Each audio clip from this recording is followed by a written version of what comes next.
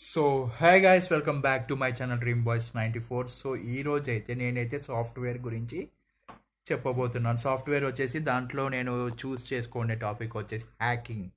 Hacking వచ్చేసి మంచి పనులకి వాడాలి కానీ చెడ్డ పనులకి అయితే వాడకూడదు.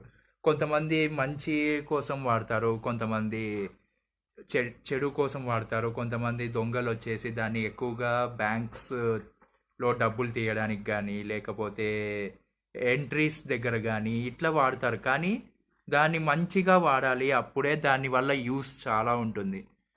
దాన్ని సరిగ్గా వాడకపోతే మనము పోలీసులు ఎప్పుడో ఒకసారి పట్టుకుంటారు. కాబట్టి ఇలాంటివి మా చెడు దారిలో వెళ్ళకోకుండా మంచి దారిలో వెళ్తే మనకి మంచిది. హ్యాకింగ్ అనేది నాలెడ్జ్ కోసం తెలుసుకోవాలి కానీ ఏదన్నా క్రైమ్ చేయడానికైతే కాదు. అండ్ ఇలాంటివి చాలా జరుగుతున్నాయి ఇప్పుడు. దాని నుంచి అయితే జాగ్రత్తగా ఉండండి. మంచి నేర్చుకోండి కానీ ఎక్కువ చేయొద్దండి.